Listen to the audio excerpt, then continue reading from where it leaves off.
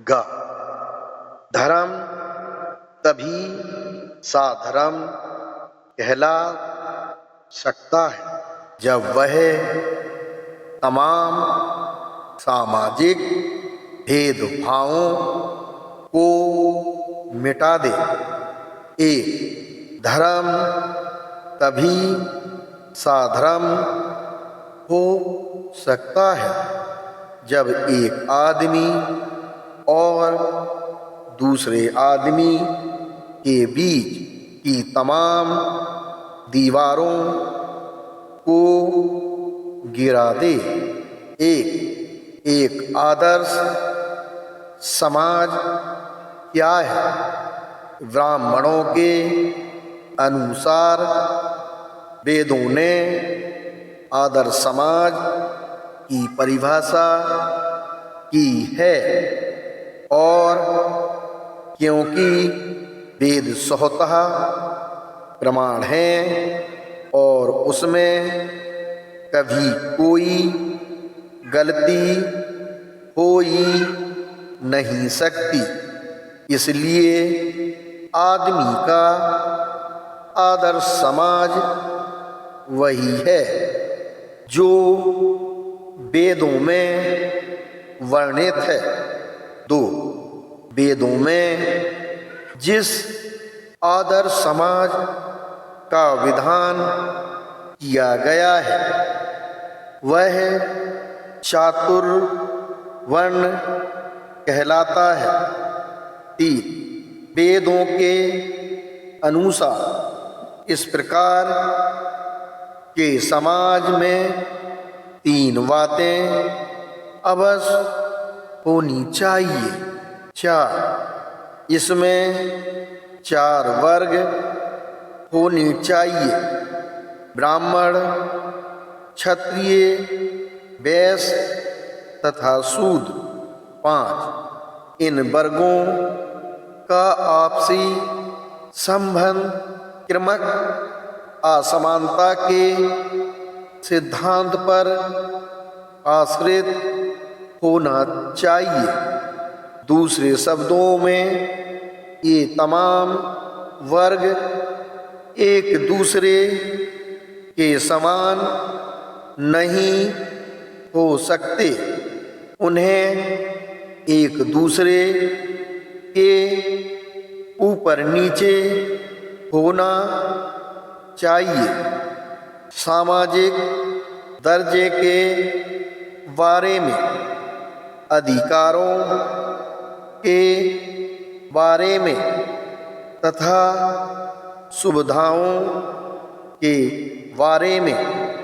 6 सबसे ऊपर ब्राह्मण, उनके नीचे क्षत्रिय, किंतु वैश्यों से ऊपर उनके भी नीचे वैश्य, किंतु शूद्रों से ऊपर सबसे नीचे शूद्र।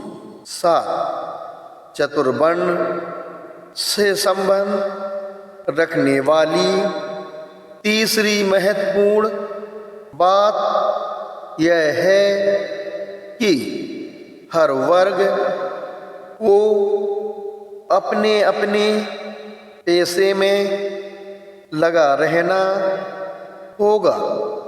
ब्राह्मण का काम है पढ़ना, पढ़ाना और धार्मिक संस्कार करना।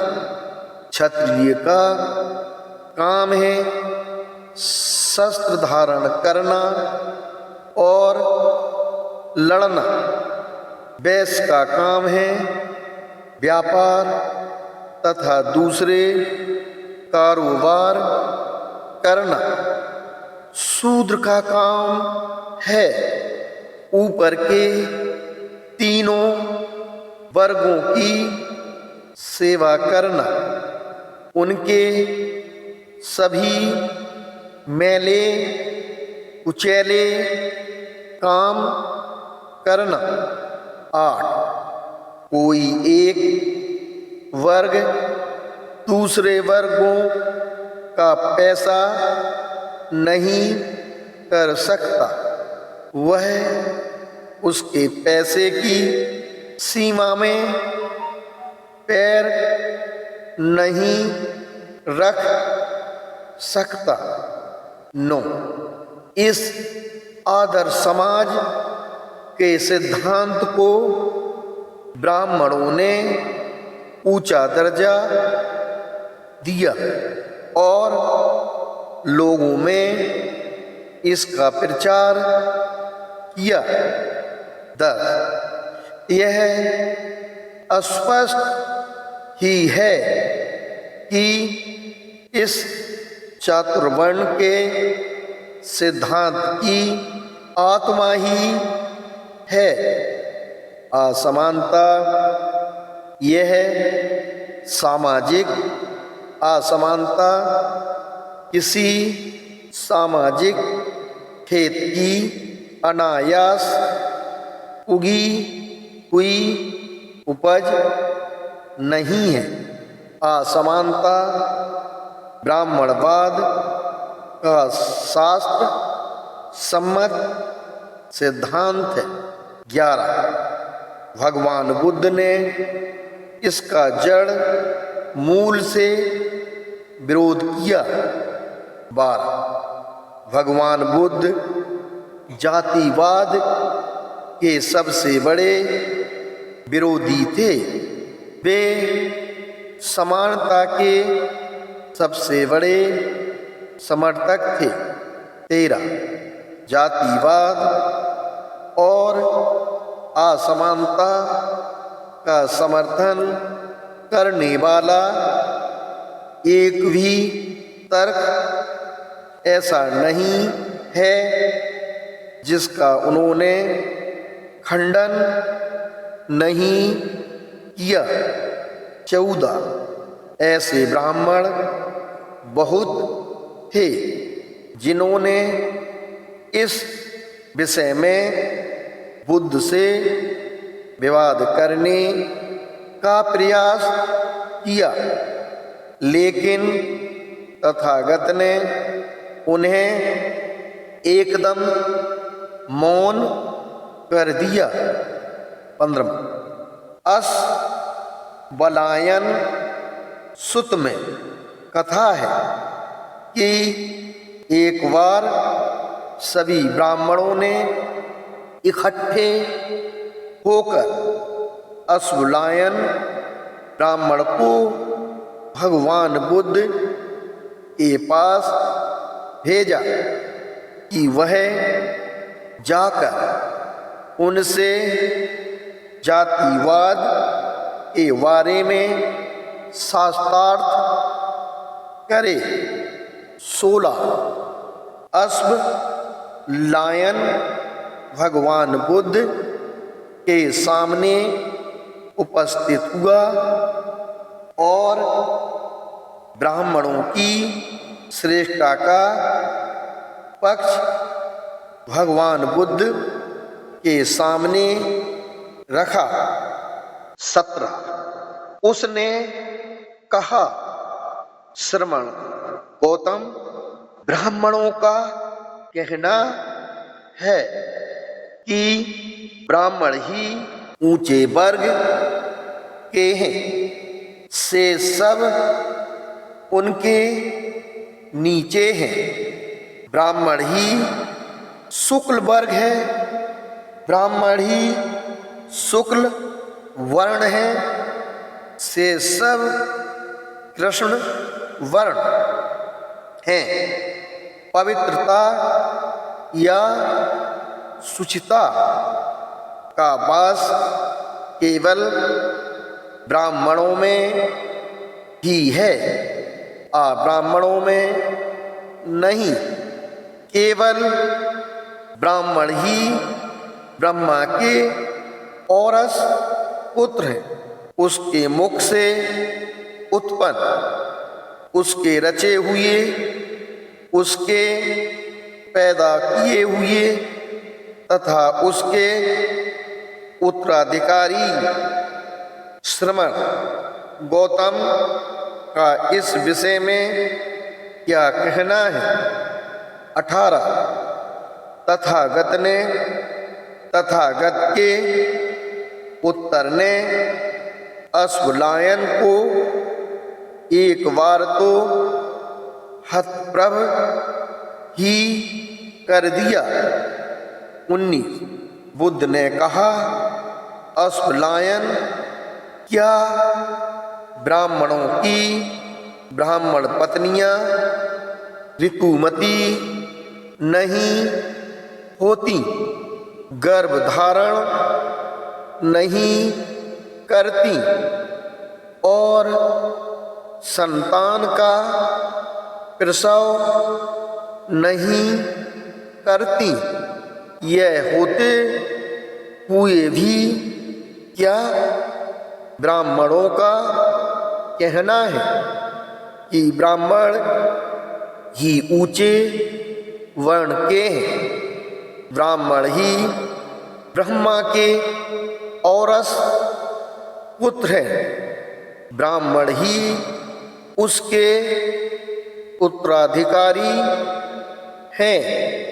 अश्वलायन, यह तो ऐसा ही है, लेकिन तब भी ब्राह्मण कहते हैं कि वे ही ऊंचे वर्ण के हैं, वे ही ब्रह्मा के औरस पुत्र हैं, वे ही ब्रह्मा के उत्तराधिकारी हैं।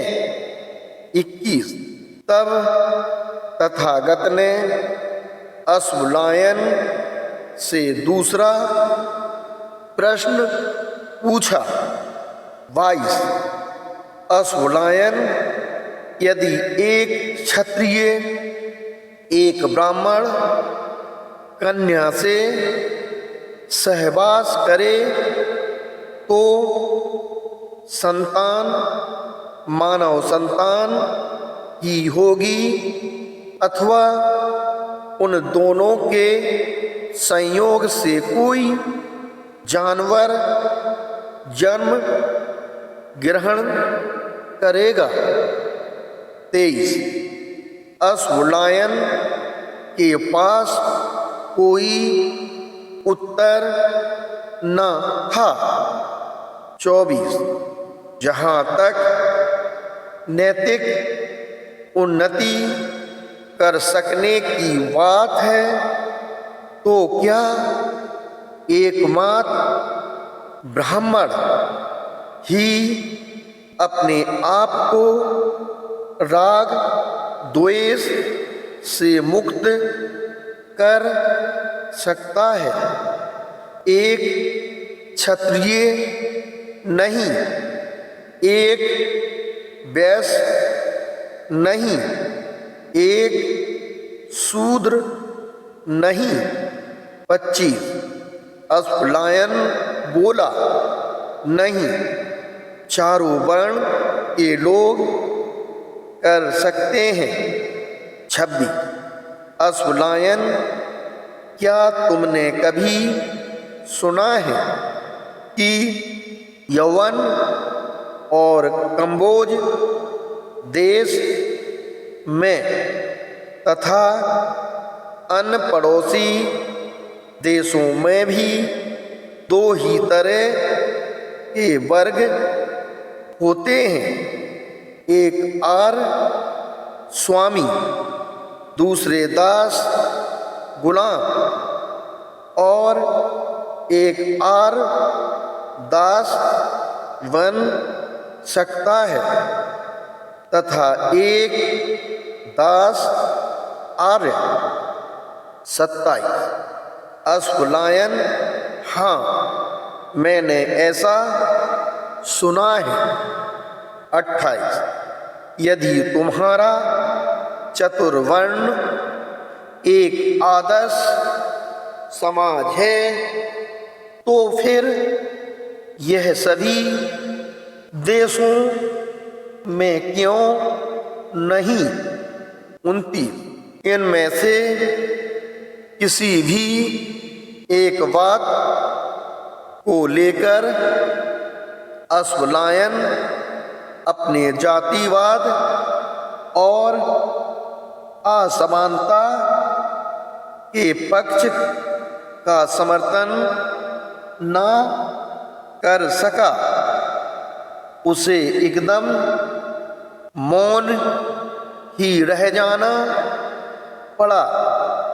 अंत में अश्वलायन को बुद्ध का एक शिष्य ही बनना पड़ा। 30 वासेठ नाम के एक ब्राह्मण ने तथागत की शरण ग्रहण कर ली थी। दूसरे ब्राह्मण इस बात के लिए उसे बुरा भला कहते थे। 31 एक दिन वह भगवान बुद्ध के पास गया और उन्हें जाकर वह सब सुना दिया जो ब्राह्मण उसके बारे में कहते सुनते थे।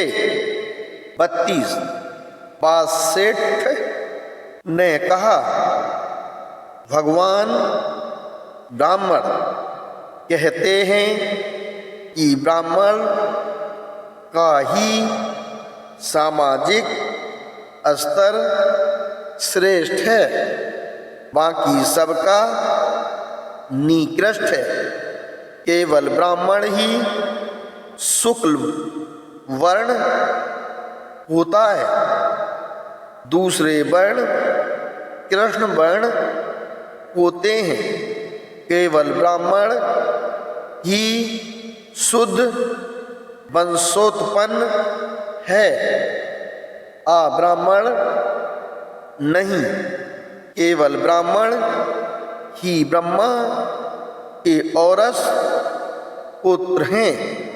उसके मुंह से उत्पन्न ब्रह्मा की संतान ब्रह्मा द्वारा रचे गए ब्रह्मा के उत्तराधिकारी।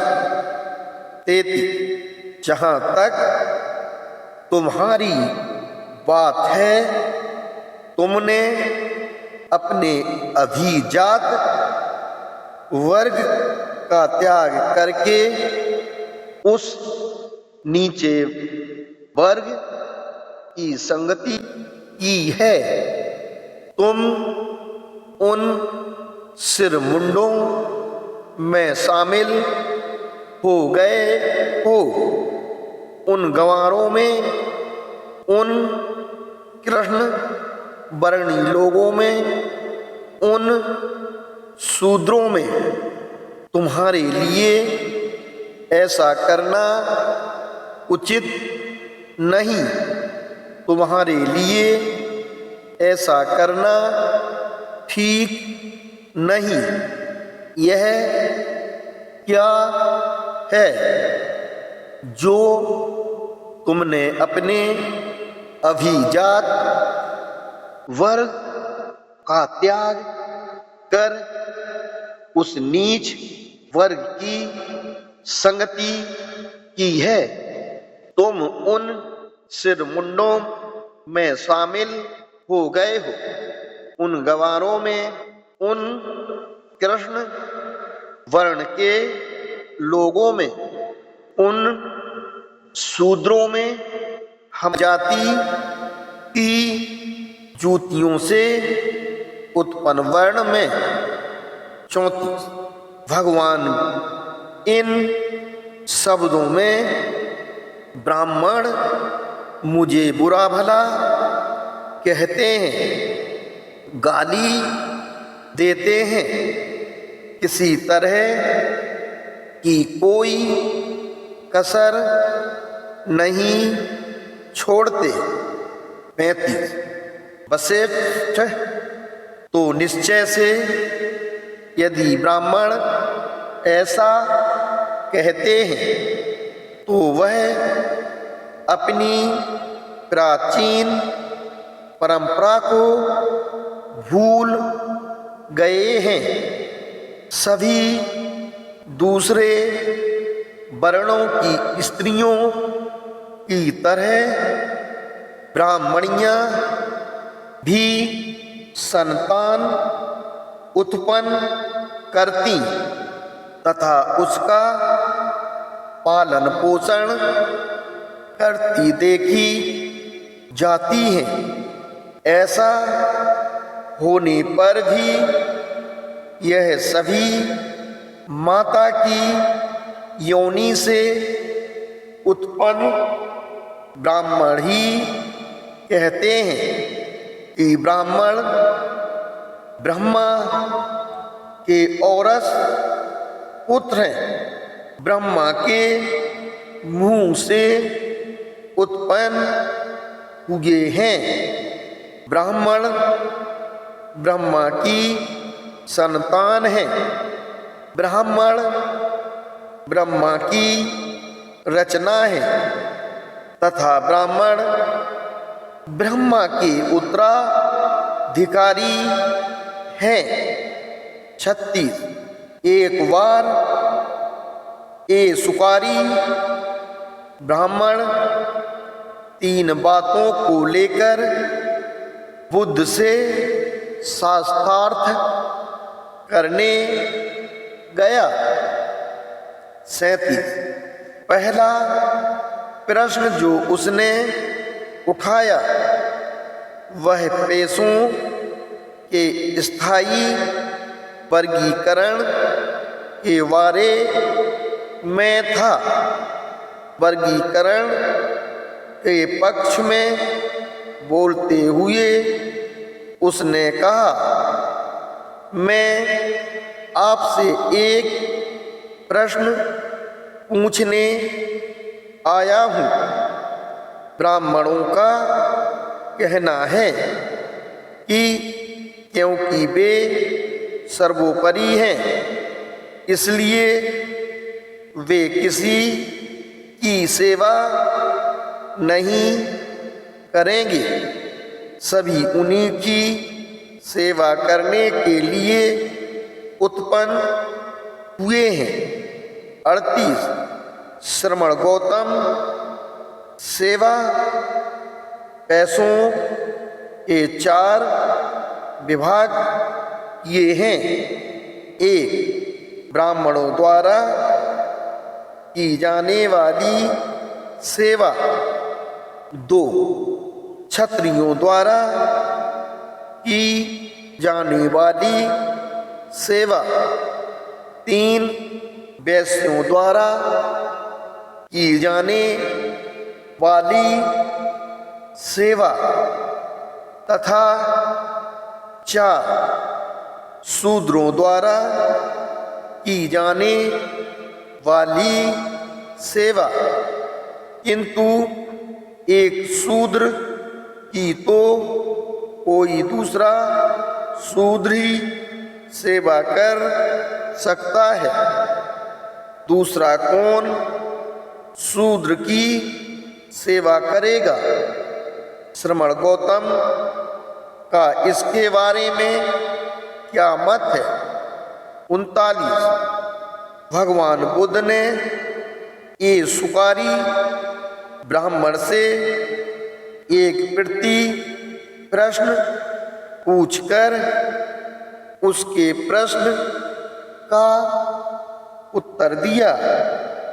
तथागत ने कहा, क्या सारा संसार ब्राह्मणों के इस वर्गीकरण से सहमत है।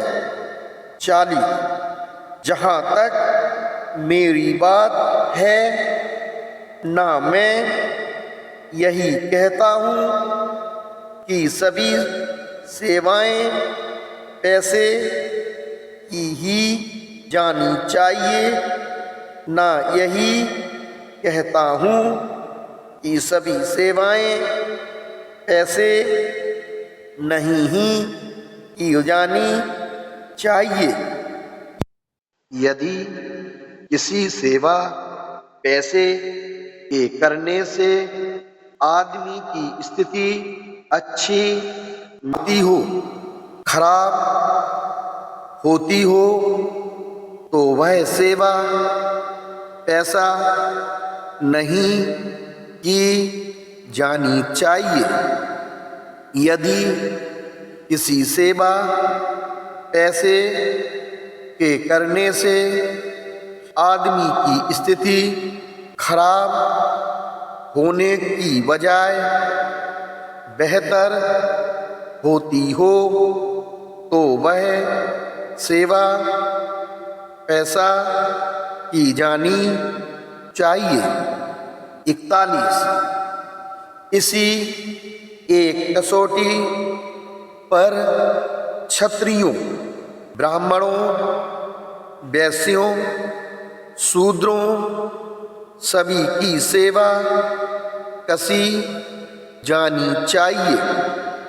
हर व्यक्ति को ऐसी सेवा पैसा करने से इनकार करना चाहिए जो उसकी स्थिति को खराब बनाती हो, किंतु हर व्यक्ति को ऐसी सेवा पैसा करनी चाहिए जो उसकी स्थिति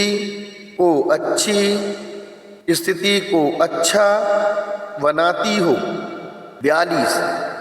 चर्चा का दूसरा विषय जो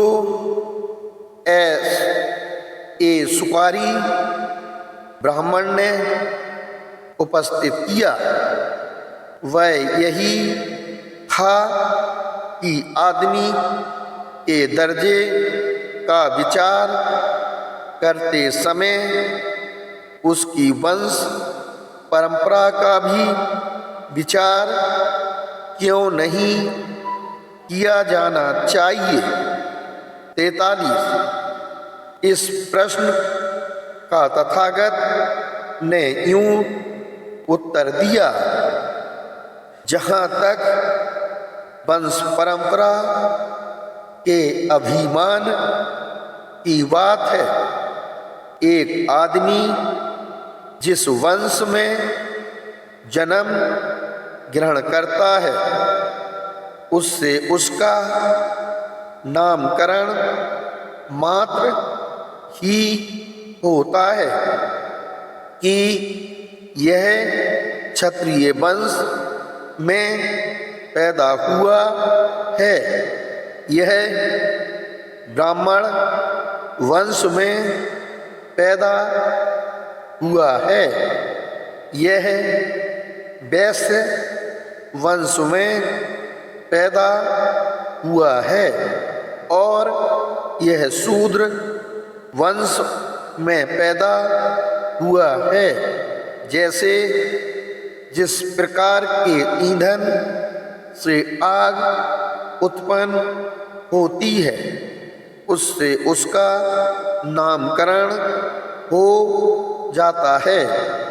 यह लकड़ी की आग है, यह चैली की आग है, यह लकड़ी की गांठ की आग है और यह गोबर की आग है। इसी प्रकार आदमी के लिए साधर्म ही उसका वास्तविक धन है। जन्म से तो आदमी की चारों वर्णों में से किसी न किसी एक वर्ण में गिनती मात्र होती है। 44। न वंश परंपरा से न अच्छी शकल होने से और न धन होने से कोई आदमी अच्छा या बुरा होता है। अच्छे वंश में उत्पन्न हुआ एक आदमी भी हत्यारा होता है, चोर होता है, व्यभिचारी होता है, झूठा होता है, चुगलखोर होता है, कठोर बोलने वाला होता है, बकवास करने वाला होता है, लोभी होता है, द्वेषी होता है और मिथ्या दृष्टि वाला होता है। इसलिए मैं कहता हूँ कि अच्छे वंश में उत्पन्न होने से ही कोई आदमी अच्छा नहीं होता और अच्छे वंश में उत्पन्न होने पर भी एक आदमी इन सभी दोषों से युक्त होता है। इसलिए मैं यह भी नहीं कहता हूँ कि अच्छे वंश में उत्पन्न होने से ही कोई आदमी अच्छा नहीं होता। 45 ये सुपारी ब्राह्मण का तीसरा प्रश्न प्रत्येक वर्ग के पैसे व जीविका के साधन के संबंध में था। 46 ये सुपारी ब्राह्मण ने तथागत से कहा, ब्राह्मण 4 तरह के जीविका के साधनों का विधान करते हैं। 1 ब्राह्मणों के लिए भिक्षा, 2 क्षत्रियों के लिए तीर कमान, 3 वैश्यों के लिए व्यापार तथा पशुपालन और 4 शूद्रों के लिए बहंगी पर दूसरों का धान ढोना। यदि इनमें से कोई अपना पैसा छोड़कर किसी दूसरे का पैसा करता है तो यह उसके लिए अच्छा नहीं। ठीक वैसे ही जैसे कोई चौकीदार किसी दूसरे की संपत्ति पर अधिकार कर ले। श्रमण गौतम का इस बारे में क्या मत है? 47 क्या सारा संसार इस ब्राह्मणी वर्गीकरण से सहमत है? 48 ये सुकारी ब्राह्मण का उत्तर था, नहीं। 49 बासेठ को तथागत ने कहा था, ऊंचे आदर्श का महत्व है, ऊंची जाति में जन्म ग्रहण करने का नहीं। 50 जाति नहीं, असमानता नहीं, ऊंच नहीं, यही तथागत की देशना थी। 51 दूसरों के साथ अपने आप को एक कर दो, यही सोचो जैसे वे हैं वैसा मैं हूँ, जैसा मैं हूँ वैसे वे हैं। 2 धर्म तभी साधर्म है जब वह यह शिक्षा दे कि किसी आदमी के जन्म से नहीं बल्कि उसके कर्म से ही उसका मूल्यांकन किया जाना चाहिए। 1 ब्राह्मण जिस चतुर्वर्ण का उपदेश देते थे उसका आधार जन्म था। 2. जो ब्राह्मण माता पिता के घर पैदा हो गया वह ब्राह्मण है। जो क्षत्रिय माता पिता के घर पैदा हो गया है वह क्षत्रिय है। जो वैश्य माता पिता के घर पैदा हो गया वह वैश्य है। जो शूद्र माता पिता के घर पैदा हो गया वह शूद्र है। 3. ब्राह्मणों के अनुसार आदमी अपने जन्म के ही हिसाब से छोटा बड़ा होता है और किसी दूसरी बात से नहीं। 4. यह जन्माश्रित ऊंच नीच का सिद्धांत तथागत को उतना ही अप्रिय था जितना चतुर्वर्ण का सिद्धांत। 5. भगवान बुद्ध का सिद्धांत ब्राह्मणों के सिद्धांत से सर्वथा विरोधी था। उनका सिद्धांत था कि किसी आदमी के जन्म से नहीं बल्कि उसके कर्म से ही उसका मूल्यांकन किया जाना चाहिए। 6. जिस अवसर पर भगवान बुद्ध ने अपने इस सिद्धांत का उपदेश दिया वह अवसर भी विशेष था। 7. एक समय भगवान बुद्ध अनाथपिंडक के जैतवनाराम में ठहरे हुए थे।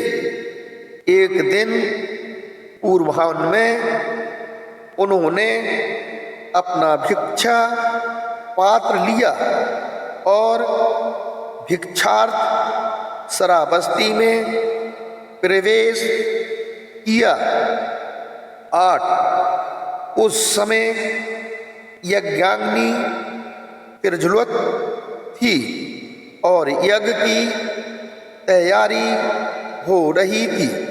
भिक्षाटन करते करते भगवान बुद्ध उस अग्नि के घर पर आ पहुंचे। 9.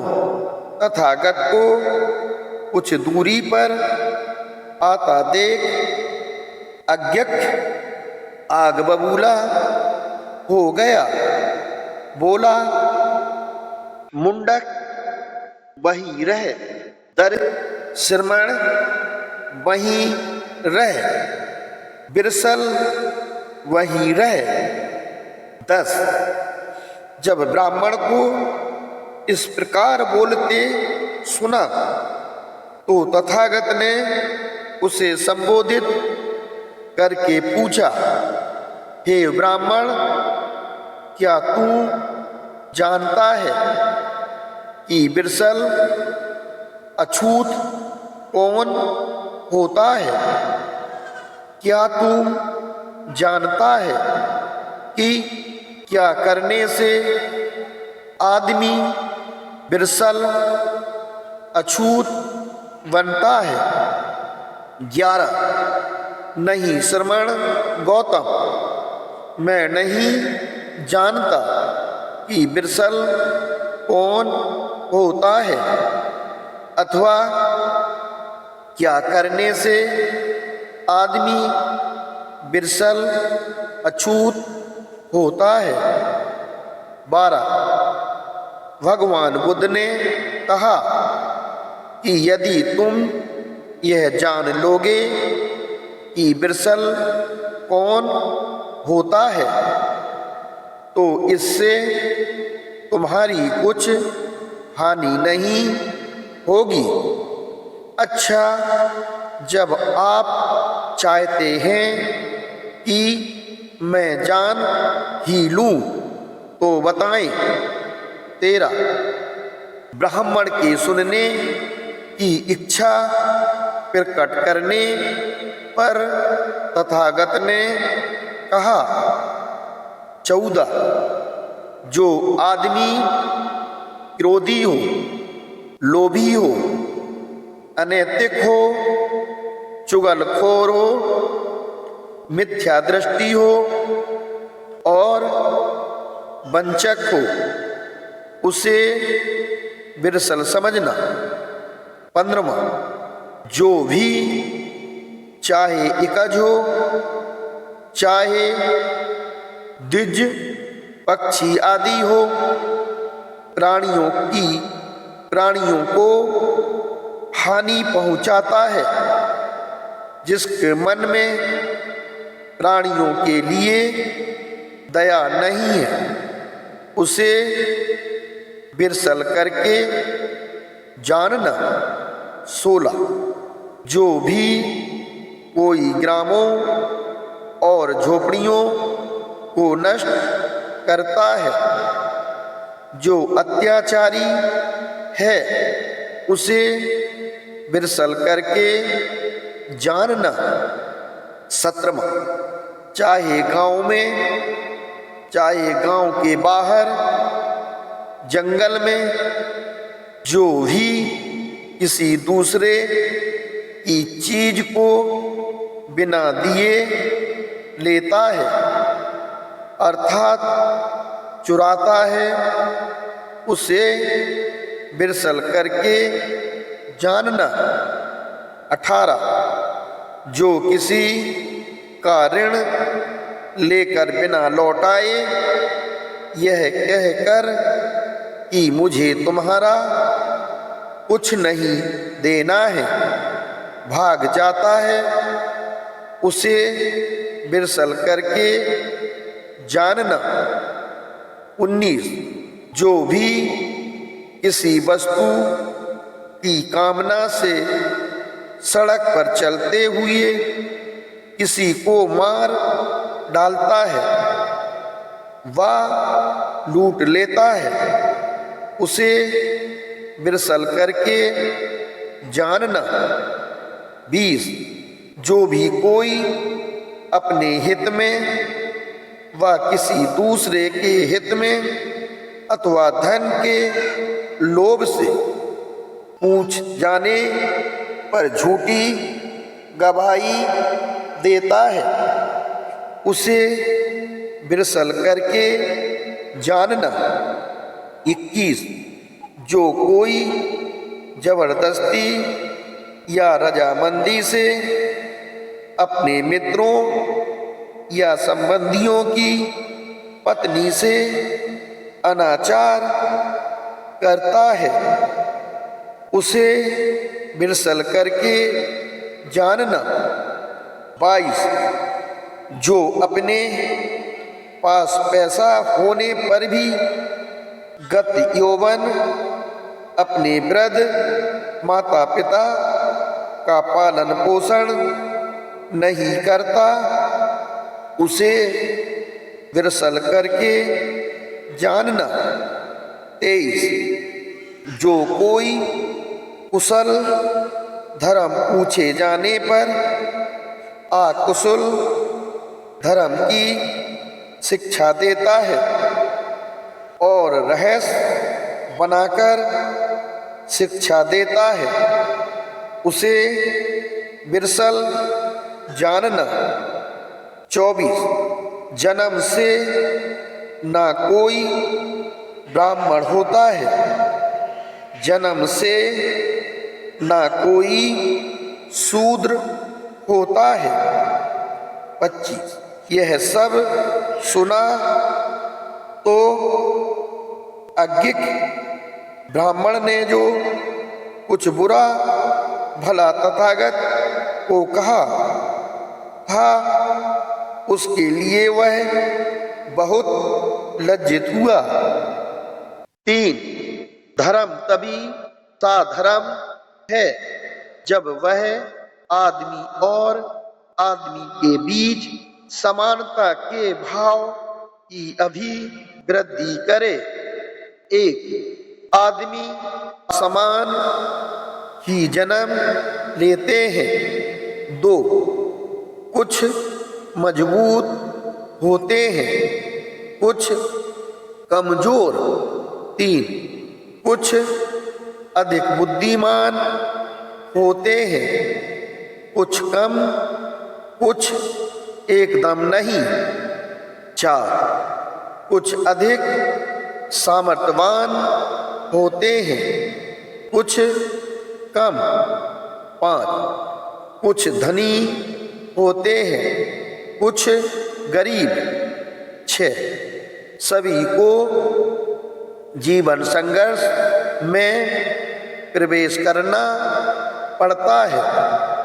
सात, इस जीवन संघर्ष में यदि असमानता को स्वाभाविक स्थिति स्वीकार कर लिया जाए तो जो कमजोर है उसका तो कहीं ठिकाना ही नहीं रहेगा। आठ, क्या यह असमानता का नियम जीवन का नियम बन जाना चाहिए? 9, कुछ कहते हैं हाँ। उनका तर्क है कि जो जीवन संघर्ष में टिकने के अधिक योग होगा वह टिका रहेगा।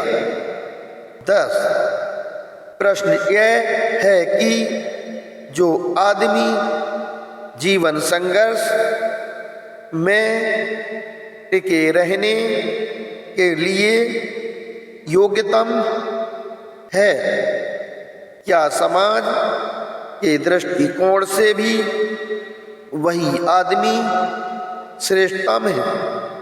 11, कोई भी इसका निश्चयात्मक उत्तर नहीं दे सकता।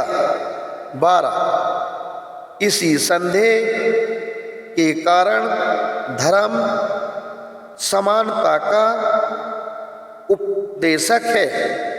हो सकता है कि समानता के कारण जो श्रेष्ठतम व्यक्ति है वह भी बना रह सके, चाहे वह जीवन संघर्ष की दृष्टि से योग्यतम ना भी हो।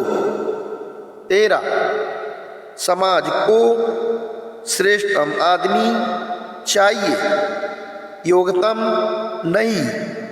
14, यही प्राथमिक कारण है जिससे धर्म समानता का समर्थक है।